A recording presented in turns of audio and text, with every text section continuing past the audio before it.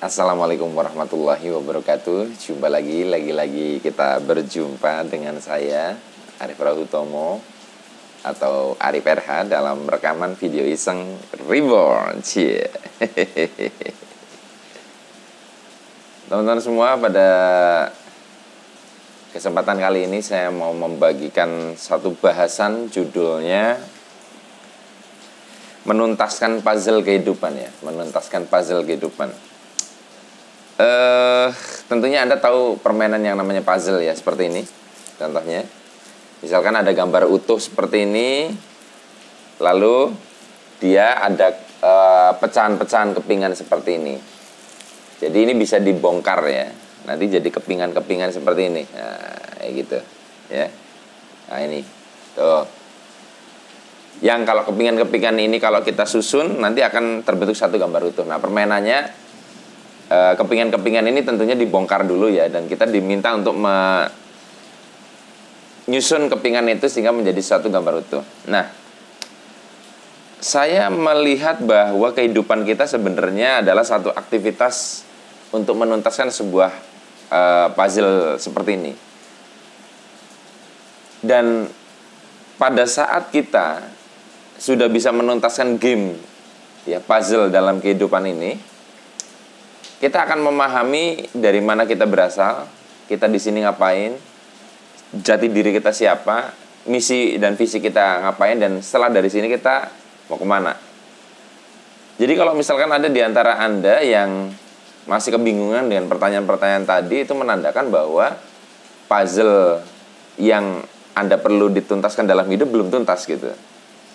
Nah, sekarang pertanyaannya, kenapa ada orang yang kesulitan untuk menemukan visi dan misi dirinya, kesulitan untuk memahami gue di sini ngapain ya gitu loh. Kesulitan untuk melakukan satu proses-proses pembelajaran dalam kehidupan. Itu sebabnya kenapa? Sebabnya adalah karena seperti ini. Saya kasih ilustrasi sederhana. Kalau misalkan katakanlah ini kepingannya ada 100 keping nih, puzzle ini ya, ada 100 keping. Lalu saya bagikan kepingan ini kepada Anda ya, saya berikan ini nyoh. Nyoh, kayak gitu ya. Saya bagikan, saya kasih satu-satu. Ini ada 100 keping, katakanlah. Tapi Anda milih-milih gitu loh. Jadi ketika nerima kepingan ini, oke, ini moh ya. Moh ya. Jadi ada kepingan puzzle yang Anda terima dan ada kepingan puzzle yang Anda tolak gitu loh. Karena Anda suka dan tidak suka. Nah, katakanlah ada 50 kepingan puzzle yang Anda tidak terima, yang Anda tolak, dan hanya 50 kepingan puzzle yang Anda terima. Nah, setelah Anda susun, kira-kira gambar utuhnya dapat nggak dengan Anda bermodalkan 50 gambar itu, 50 kepingan puzzle itu? Tentunya kalau menurut saya tidak, karena ada ada satu rumus sederhana dalam sebuah permainan puzzle ya, kepingannya harus sesuai dengan jumlah seharusnya. Nah, dalam hidup sebenarnya yang membuat kita tidak bisa menuntaskan permainan puzzle, tidak bisa mengerti gambaran utuhnya kita itu di dunia ini ngapain dan sebagainya, karena kita memilih-milih kepingan puzzle.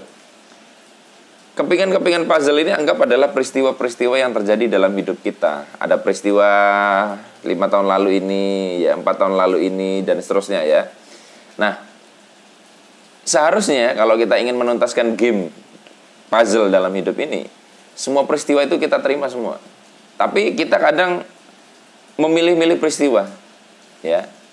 Ada peristiwa yang enak kita terima, ada peristiwa yang tidak enak kita tolak. Nah, ketika kita menolak peristiwa yang tidak enak, sebetulnya kita sedang menolak kepingan puzzle.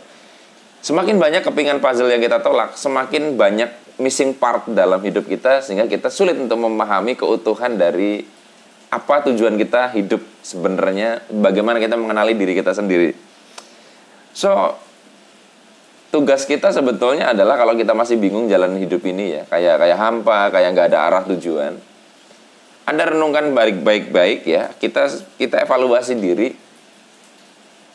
apa saja yang selama ini kita tolak dalam hidup ya. Mungkin Anda pernah masih membenci seseorang ya, belum bisa memaafkan seseorang, masih sulit untuk membebaskan diri dari penyesalan sebuah keputusan di masa lalu. Itu menandakan bahwa ada peristiwa-peristiwa yang masih Anda tolak. yang menyebabkan jiwa Anda jadi tidak utuh memahami pembelajarannya. Nah, sebetulnya kalau kita renungkan banyak kejadian dalam keseharian ya, dalam kehidupan kita, itu sebenarnya banyak positifnya atau banyak negatifnya menurut Anda? Jawaban Anda bisa variasi, ada yang bilang banyak negatifnya, banyak positifnya. Tapi kalau menurut saya, bisa jadi banyak kejadian positif yang terjadi dalam hidup kita.